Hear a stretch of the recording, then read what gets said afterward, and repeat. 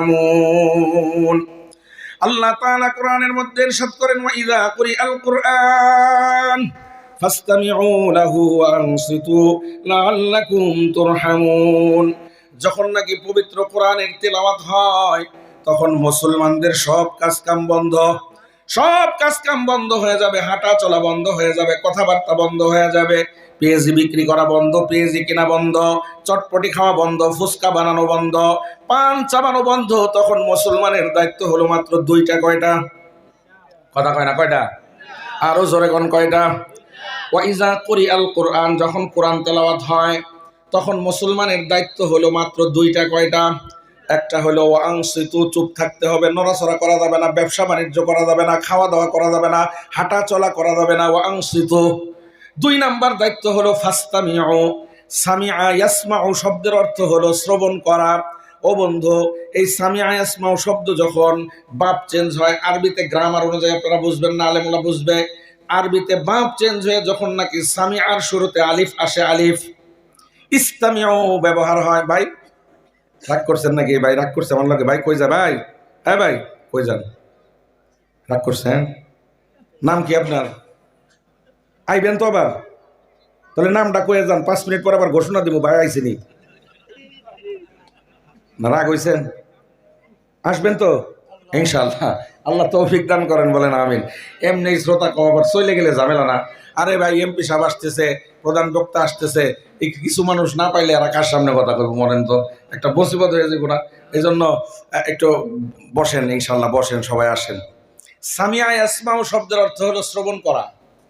যখন সামিয়ার শুরুতে আলিফ আসে, ইস্তামিউ ভাবে তাফঈল থেকে ব্যবহার হয়, তখন তার অর্থ হয় খালি শুনলে চলবে না, ইস্তামিউ মনোযোগ দিয়ে শুনতে হবে।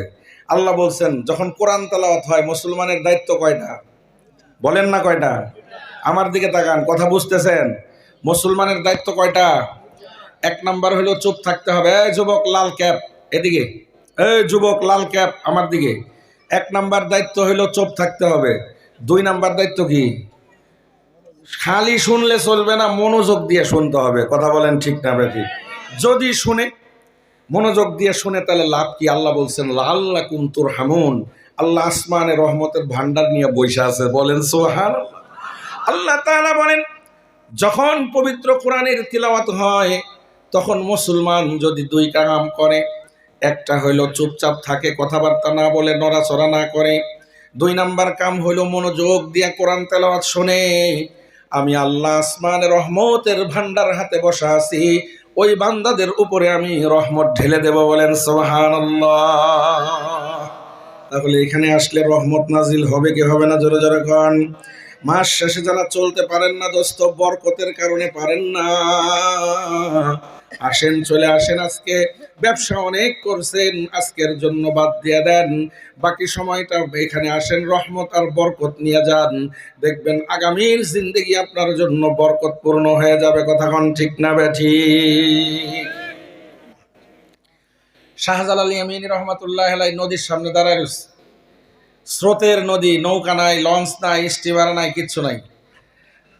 হযরত শাহজালালের সাথীরা জিজ্ঞাসা করছে, এই শাহজালাল, গুরু গোবিন্দ রাজার লগে যে যুদ্ধ করবা খুব ভালো কথা, জেহাদ করবা খুব ভালো কথা, কেমনে করবা? নদী পার হইবা কেমনে? এখানে তো কোনো নৌকা টোকা নাই। শাহজালাল ইয়ামিনী রহমাতুল্লাহি আলাইহি যে জবাব দিয়েছিলেন 1450 450 বছর আগে, এই জবাব বর্তমান বাংলাদেশের মুসলমানের মুখস্থ করা দরকার। করবেন নি? মুখস্থ করবেন? জোরে বলেন, করবেন? শাহজালাল বলছে মুসলমানের বিজয়ের জন্য কোনো নৌকা লাগে না। কথা কোন ঠিক না বেঠিক? বাংলাদেশের উন্নতি অগ্রগতির জন্য নৌকার প্রয়োজন নাই। কথা বলেন ঠিক না বেঠিক? হইব না, হইব না? কথা কন, হইব না, হইব না? শাহজালালকে জিজ্ঞাসা করলো নৌকা নাই, পার হইবা কেমনে? নৌকা যে দরকার নাই বুঝলাতে, পাড়টা হইবা কেমনে? মুসলমানের নদী পার হইতে তো নৌকা লাগে না। কি লাগে?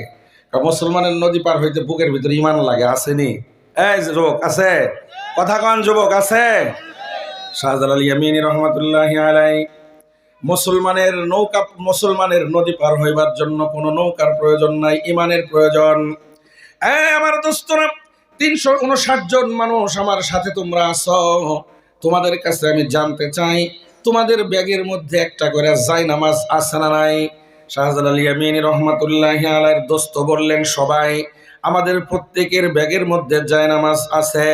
শাহজালাল ইয়ামিনী রহমাতুল্লাহি আলাইহি বললেন, ও আমার দোস্তরা শোনো, চোখটা বন্ধ করে দাও। চোখটা বন্ধ করে বিসমিল্লাহ বলে ব্যাগের মধ্যে ঝোলার মধ্যে হাত দাও। ঝোলার মধ্যে হাত দিয়া জায়নামাজটা বের করো। জায়নামাজ বের করে আল্লাহর নাম নিয়ে নদীর পানির উপরে বিছায়া দাও। প্রত্যেকটা শাহজালাল ইয়ামিনী রহমাতুল্লাহি আলাইহির দোস্তরা ও বন্ধু জায়নামাজ বের করলেন। জায়নামাজ বের করে নদীর উপরে ও বন্ধু বিসমিল্লাহ বলে বসায়া দিলেন। বিসমিল্লাহ বলে জায়নামাজ নদীর পানির উপরে বিছায়া দিলেন। এইবার শাহজালাল বললেন, চোখ বন্ধ কইরা আল্লাহ তাআলাকে হাজির নাজির যাই না, বিসমিল্লাহ বইলা জায়নামাজের উপরে পাও দাও। প্রত্যেকটা মানুষ 360 জন মানুষ বিসমিল্লাহ বলে চোখটা বন্ধ করে বিসমিল্লাহ বলে যখন জায়নামাজের উপরে পা দিলেন, আল্লাহ তাআলা জায়নামাজগুলাকে কুদরতি নৌকা বানায়া 360 জন মানুষকে সুরমা নদী পার করে দিলেন। বলেন সুবহানাল্লাহ, জোরে কন্যা সুবহানাল্লাহ। শাহজালাল ইয়ামিনী রহমাতুল্লাহি আলাইহি যখন 360 জন মানুষ নিয়া গৌর গোবিন্দ রাজার প্রসাদের দিকে আগায়, রাজপ্রাসাদের দিকে আগাচ্ছে। গৌর গোবিন্দ রাজার ভিতরে তো অর্ধেক শেষ। এটা কোন জাতি, কেমন জাতি? নৌকা সরায় দিলাম, নৌকা সারা দিহি এগুলা পার হয়ে চলে আইছে। গৌর গোবিন্দ রাজার পেটের ভিতরে পায়খানা করে দিছে। বুঝেন নাই ব্যাপারটা? আধা শেষ। এটা কোন জাত? নৌকা সারা নদী পার হয়ে যায়। গৌর গোবিন্দ রাজা অর্ধেক শেষ। এইবার আস্তে আস্তে সামনের দিকে অগ্রসর হয়। গৌর গোবিন্দ রাজা বাহিনী পাঠায় দিছে, বিভিন্ন গোয়েন্দা বাহিনী, বিভিন্ন গোয়েন্দা সংস্থার বাহিনী। বর্তমান বাংলাদেশেও গোয়েন্দা সংস্থার বাহিনী আছে না নাই? জোরে জোরে কন। ও বন্ধু, বহুত গোয়েন্দা সংস্থা বহুত জ্বালাতন করছে। গত 17টা বছর কওমি মাদ্রাসা সহ আলেম ওলামা যারা টুপি মাথায় দেয়, নামাজ পড়ে, যাদের মুখে দাড়ি আছে তাদেরকে শান্তিতে ঘরে থাকবার দেয় নাই। মাদ্রাসাগুলোর মধ্যে আইসা রাত্রে বিরাতে যে কোনো সময় কয় মাদ্রাসা জঙ্গি ট্রেনিং দেওয়া হয়। বলছে না বলে নাই? ও বন্ধু, গোয়েন্দা সংস্থারা আসছে বিভিন্ন সময় চেক করবার লেগে। আমার এক গোয়েন্দার লগে কথা হয়েছিল, আমি তারা বলছিলাম আমাদের মাদ্রাসায় যদি চেক করবার যাও মোস্ট ওয়েলকাম, কোনো অসুবিধা নাই, তবে শর্ত হলো রাত্রে 4টার সময় যাইবা। কয় রাত্রে 4টার সময় কেন? আমি বলছি এই জন্য যাইবা, সারা পৃথিবী যখন ঘুমন্ত থাকে তখন আমাদের ছেলেরা জঙ্গি ট্রেনিং দেয় না, বরং কোরআন পড়বার জন্য নিজের বিছানা ছেড়ে আরামের ঘুম হারাম করে ঠান্ডা পানি দিয়া ওযু কইরা পুরো দেশবাসীর জন্য রহমত বরকতের ফায়সালা করার জন্য পবিত্র কোরআনের তেলাওয়াত শুরু করে দেয়। কথা কন ঠিক না বেঠি? আজকে থেকে 4, 5, 7 বছর আগে, এই কয়েকদিন আগে একটা ভূমিকম্প হয়েছে। কয়েকদিন আগে, বেশি না, মাত্র 10, 15, 20 দিন, কম বেশি। এই ভূমিকম্প যে হয়েছে এটা কিন্তু খুব বড় ভূমিকম্প হয় না, এর থেকে বড় ভূমিকম্প কিন্তু বাংলাদেশে আরো হয়েছে। 7.2 মাত্রার ভূমিকম্প হয়েছে। এইটা 7.2 মাত্রার ভূমিকম্প ছোটখাটো বিষয় না। বাংলাদেশ না হয়ে এই ভূমিকম্প যদি চায়নায় হইতো কয়েক লাখ মানুষ মারা যাইত, ইন্দোনেশিয়ায় হইলে কয়েক লাখ মানুষ মারা যাইত, জাপানে হইলে মানুষ মারা যাইত, অন্যান্য দেশে হইলে এই 7 মাত্রার ভূমিকম্প, 7.2 মাত্রার ভূমিকম্প লক্ষাধিক মানুষ মারা যাইত। আমাদের বাংলাদেশে একজনও মরে নাই। একজন মরে সিঁড়ি দিয়ে নামার সময় হুড়াহুড়ি করে পায়ের নিচে পড়ে মরছে, শুনছি। কথা কান ঠিক না ঠিক? 7-8 বছর আগে শেষ রাত্রে ফজরের আজানের আগ দিয়া একটা ভূমিকম্প হয়েছিল, অনেকের মনে থাকবার কথা। ওই ভূমিকম্প হয়েছিল 8.3 মাত্রার ভূমিকম্প। 7.2 না, 8.3 মাত্রার ভূমিকম্প। অন্যান্য দেশের তো ক্ষতি হওয়ার কথা, বাংলাদেশেরও ক্ষতি হওয়ার কথা, কিন্তু আল্লাহকে ওয়াস্তে আল্লাহর রহম করম ফজলে একজন মানুষের কি কোনো ক্ষতিগ্রস্ত হয় নাই। ওই দিন যখন মসজিদে গেলাম নামাজ পড়তে ফজরের সময়, দেখি জুমার নামাজের মতো মুসল্লির কোনো অভাব নাই। জুমার নামাজের মতো সারা মসজিদ ভরা। আমি কই কামটা কি হয়েছে রে? এইরকম ভূমিকম্প মাঝে মাঝে হওয়া দরকার, হইলে পরে কমপক্ষে আর কিছু হোক আর না হোক মসজিদে যাইব মানুষ। কথা কন ঠিক না বেট? হ্যাঁ বন্ধু, বাংলাদেশের যারা নাকি ও বন্ধু গবেষক বিভিন্নভাবে গবেষণা করছে, এত বড় মাত্রার ভূমিকম্প হওয়ার কারণেও বাংলাদেশে একটা মানুষ মরলো না, একটা বিল্ডিং ভাঙলো না। কারণটা কি? ভূমিকম্প ছাড়াই তো রানা প্লাজা ভেঙে গেছে। ভূমিকম্প হইলে তো আরো কত রানা প্লাজা ভাঙার কথা ছিল, একটাও তো ভাঙলো না। কিল্লেগা ভাঙে নাই, কোনো ধরনের গবেষণায় তারা ও বন্ধু হিসাব নিকাশ কইরা দুয়ে দুয়ে চার মিলাইতে পারে না। আমাদের মাদ্রাসার হুজুররা দুয়ে দুয়ে চার মিলাই দিছে কেমনে কি? ওই অবস্থায় দোস্ত সারা বাংলাদেশ ঘুমে নিমজ্জিত, ছোট্ট ছোট্ট শিশু। বাংলাদেশে 1 লক্ষ কম বেশি 1.25 লক্ষ কওমি মাদ্রাসা আছে। প্রত্যেকটা মাদ্রাসার হেফজখানার 7-8 বছরের ছেলেরা ওই সময়টাতে পবিত্র কোরআন পড়তেছিল। যেই ওসিলায় আল্লাহ তাআলা বাংলাদেশকে রক্ষা করছেন, বলেন ঠিক না বেঠিক?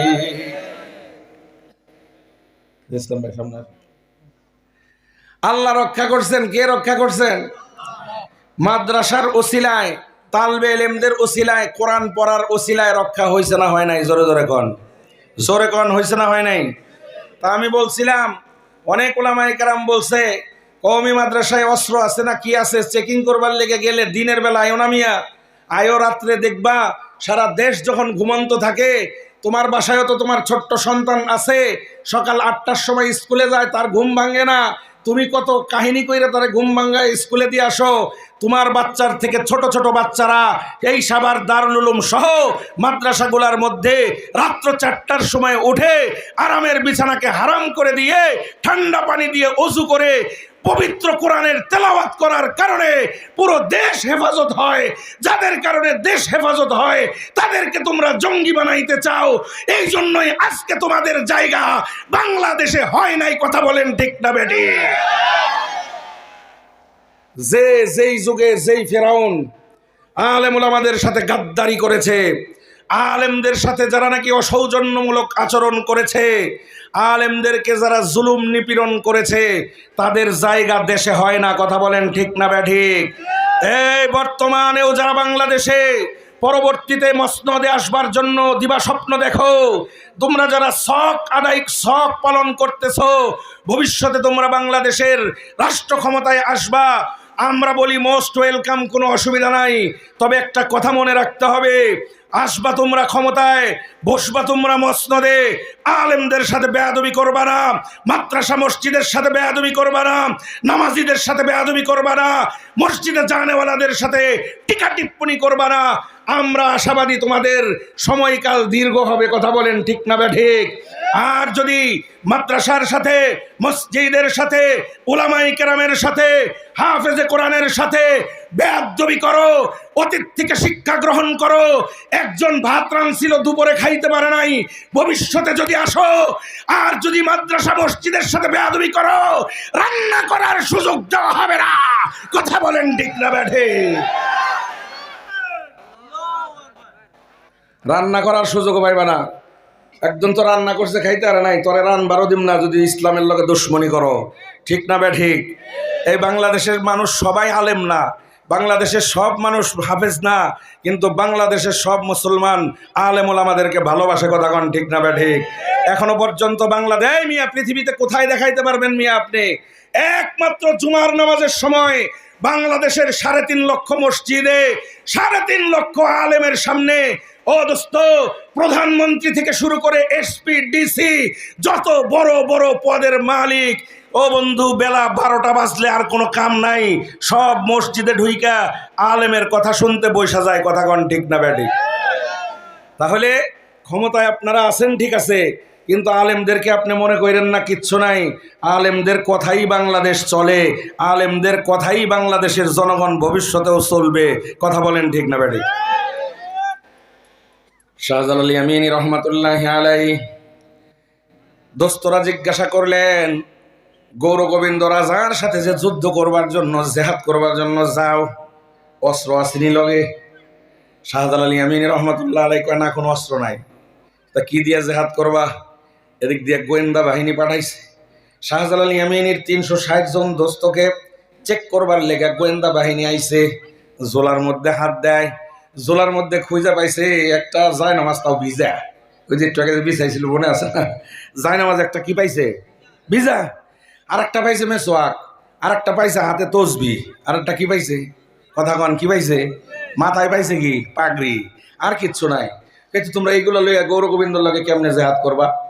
মুসলমানের জেহাদ করবার জন্য, যুদ্ধ করবার জন্য অস্ত্র লাগে না। কথা কন ঠিক না ব্যাটি? কেমনে জেহাদ করবা? কয় চলো সামনের দিকে, বুঝবা একটু পরেই। জব ফাটেগা তব সমঝেগা, যখন ফাটবো তখন বুঝবা। একটু সামনে যখন গেছে, গৌরগোবিন্দ রাজার প্রাসাদের কাছে কাছে চলে আসছে। শাহজালাল ইয়ামিনী রহমতুল্লাহ আলাইহির এক দোস্ত জিজ্ঞায়, শাহজালাল, কাছাকাছি তো চলে আইলাম, এখন কেমনে কি? একটু বাবা অপেক্ষা কর। একটু অপেক্ষা করার পরে যখন নাকি নামাজের সময় হয়েছে, এইবার এইবার শাহজালাল ইয়ামিনী রহমতুল্লাহ আলাইহি বলেন, আমার দোস্তদের মধ্যে কে আছো, আজান দিবা, নামাজের সময় হয়ে গেছে, নামাজের জন্য আজান দাও, আমরা জামাতের সাথে নামাজ পড়ব। আল্লাহর এক বান্দা শাহজালাল ইয়ামিনীর এক দোস্ত দাঁড়ায় আজান শুরু করে দিয়েছেন, আল্লাহু আকবার, আল্লাহু আকবার, আল্লাহু আকবার, আল্লাহু আকবার। যখন নাকি দোস্ত শাহজালাল ইয়ামিনী রহমতুল্লাহ আলাইহির এক দোস্ত দাঁড়ায়া আজান শুরু করে দিছে, আজানের শব্দের মধ্যে আল্লাহ তাআলা এমন অ্যাটমিক ক্ষমতা লাগায় দিছেন, আজান দেওয়ার সাথে সাথে আল্লাহু আকবারের ধ্বনিতে গৌরগোবিন্দ রাজার প্রাসাদটা থরথর করে কাঁপতে কাঁপতে ভেঙে চুরমার হয়ে গেছে। বলেন সুবহানাল্লাহ। গৌরগোবিন্দ রাজা কোন রকমে প্রাসাদ থেকে নামছে, নাইমে পিছনের রাস্তা দিয়ে লঙ্গিটা মালকোসা করে যে দৌড় মারছে, আইজো দৌড় কাইলো দৌড়। এরপরে আর গৌরগোবিন্দ রাজার নাম নিশানা বাংলাদেশে শোনা যায় নাই। কথা কন ঠিক না ব্যা ঠিক? এই জন্য দোস্ত যে কথা বলতেছিলাম, মুসলমানের বিজয়ের জন্য অস্ত্রও লাগবে না, মুসলমানের বিজয়ের জন্য দোস্ত সমরাস্ত্র লাগবে না, সংখ্যাও লাগবে না, লাগবে হইল গৌরব, লাগবে হইল শাহজালালের মতো বুকের ভিতরে একটা তাজা ইমান। কথা কন ঠিক না ব্যা ঠিক? বুকের ভিতরে ইমান আর জবানের মধ্যে নারায়ে তাকবীর আল্লাহু আকবারের ধ্বনি। এই ধ্বনির কারণে ও দোস্ত পৃথিবীতে, ও বন্ধু, ইসলামের পতাকা পথ পথ করে উঠবে। কথা বলেন ঠিক না ব্যা ঠিক? কষ্ট হইতেছে নি আপনাদের? আরো জোরে কোন কষ্ট হইতেছে? আমি আপনাদের সামনে কালামে হাকিম থেকে সূরা